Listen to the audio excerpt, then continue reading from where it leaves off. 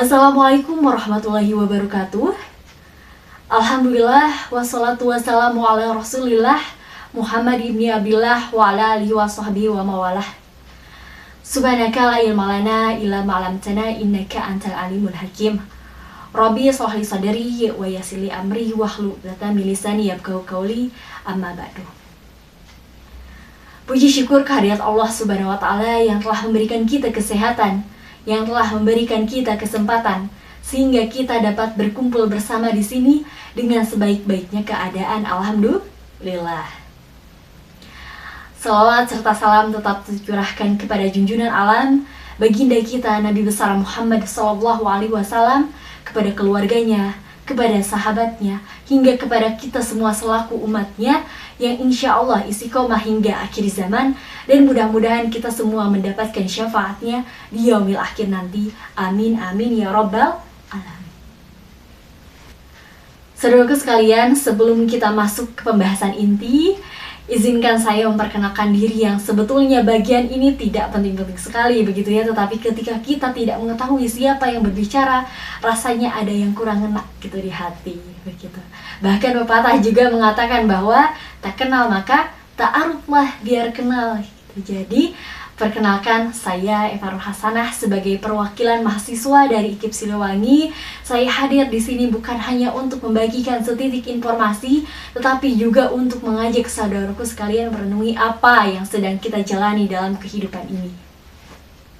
Saudaraku sekalian, saat ini kita telah memasuki bulan yang sangat mulia, bulan yang sangat agung dan penuh berkah luar biasa, bulan terakhir dalam kalender Hijriah yang ternyata bulan ini memiliki banyak sekali keistimewaan di dalamnya, yaitu bulan apa? Bulan Zulhijjah. Nah, bulan Zulhijjah ini adalah salah satu dari 4 bulan haram yang dimuliakan oleh Allah Subhanahu wa taala. 4 bulan haram itu ada bulan apa saja? Bulan Muharram, bulan Rajab, bulan Zulqa'dah, dan terakhir bulan Zulhijjah. Keempat bulan itu diterangkan sebagaimana firman Allah Subhanahu wa taala dalam surah At-Taubah, surah ke-9 dalam Al-Qur'an ayat ke-36. Nah, mengapa keempat bulan itu bisa disebut sebagai bulan haram? Poin pertama, 4 bulan haram adalah bulan yang mulia. Kemuliaannya itu misalnya berdasarkan julukan sebagai bulan-bulan Allah atau Syahrullah. Kemuliaan lainnya ada pada janji Allah untuk memberi pahala besar kepada orang-orang yang mengamalkan amalan baik di bulan haram.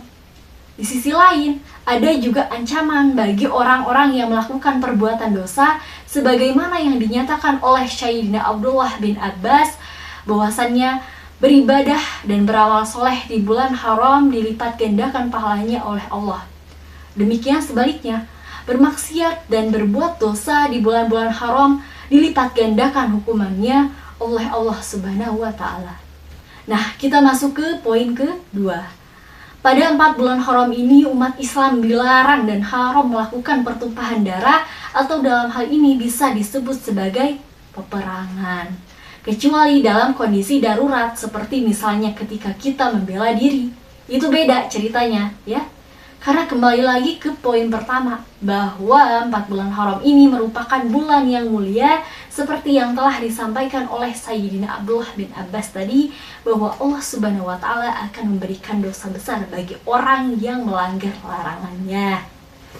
Nah, poin keduanya, pada 4 bulan haram ini umat Islam dilarang dan haram melakukan pertumpahan darah atau dalam hal ini bisa disebut sebagai peperangan, kecuali dalam kondisi darurat seperti misalnya ketika kita membela diri. Itu beda ceritanya ya.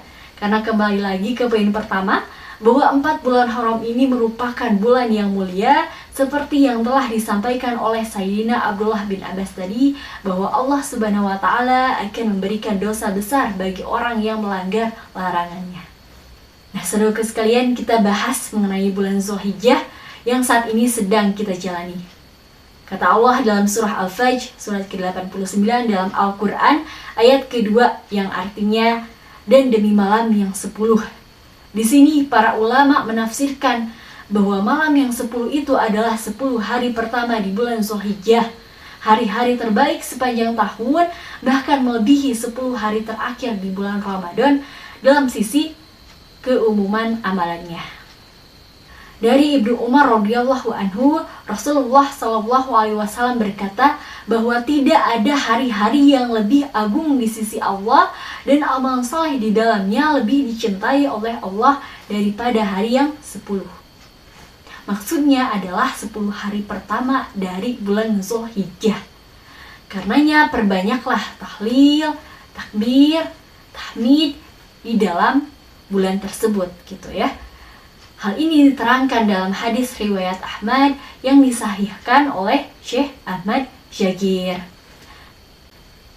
Dari Sayyidina Abdullah bin Abbas, Rasulullah SAW juga berkata bahwa tidaklah ada hari-hari yang amal soleh di dalamnya lebih Allah cintai dari hari-hari ini.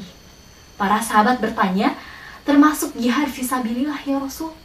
Kemudian Rasulullah SAW menjawab, termasuk jihad fisabilillah, kecuali seseorang yang keluar berjihad dengan jiwa dan hartanya, kemudian tidak ada yang kembali sama sekali.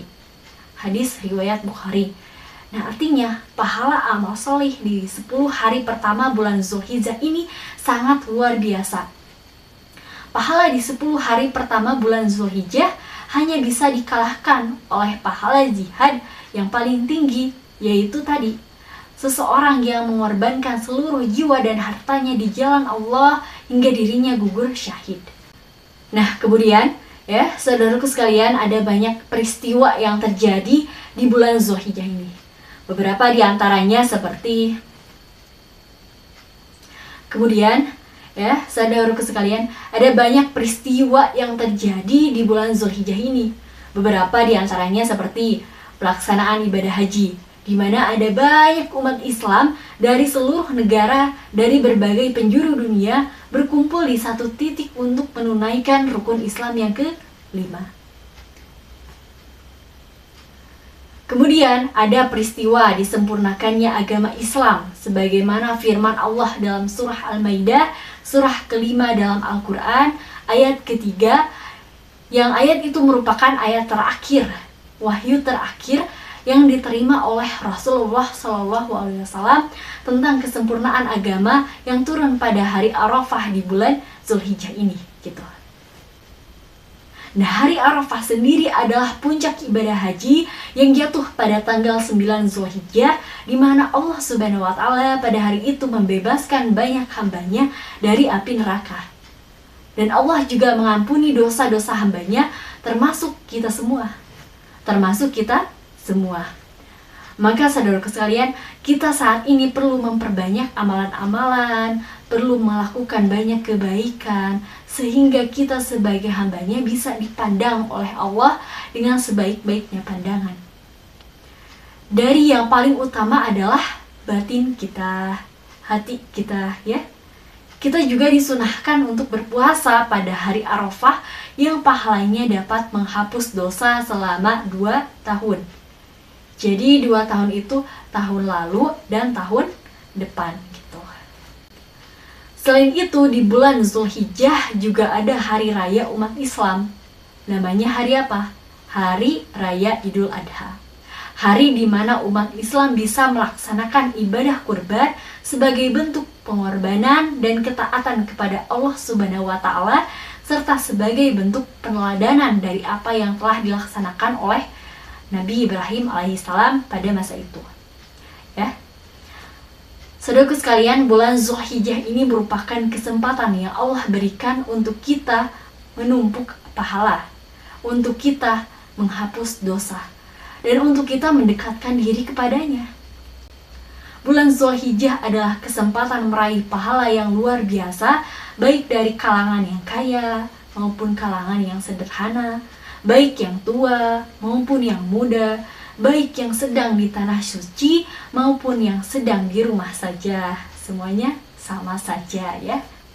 Semuanya bisa mendapatkan pahala yang luar biasa asalkan kita mengerjakan setiap amalan dengan hati yang penuh cinta gitu. Nah, oleh karena itu, saudaraku sekalian, kita harus memanfaatkan waktu-waktu ini untuk apa?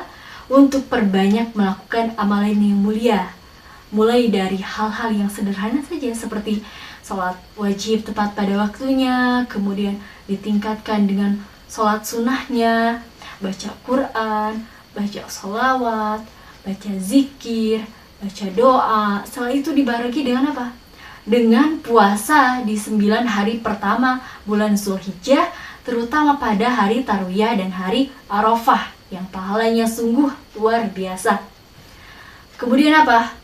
Banyak sedekah, banyak istighfar. Kalau keadaan memungkinkan, maka kita tunaikanlah ibadah haji, maka tunaikanlah ibadah kurban. Kalaupun keadaan tidak memungkinkan, kita bisa ikut sholat Idul Adha, kita bisa ikut bantu kurban tetangga, ya, saudara sekalian. Sekecil apapun amalan yang dilakukan, gitu ya, yang kita lakukan, insya Allah pahalanya akan dilipat gandakan. Maka jangan biarkan hari-hari ini berlalu begitu saja. Jangan biarkan hari-hari mulia ini berlalu tanpa makna. Mari kita sama-sama isi dengan amalan terbaik, dengan niat yang tulus. Jadikan bulan Zulhijjah ini sebagai momen mendekatkan diri kepada Allah, momen memperbaiki diri, momen menebar manfaat untuk sesama, dan momen memperbanyak amal kebaikan. Baik, saudara sekalian, mudah-mudahan apa yang saya sampaikan ini bisa menjadi ilmu yang manfaat bagi kita semua, ilmu yang bisa kita amalkan dalam kehidupan kita.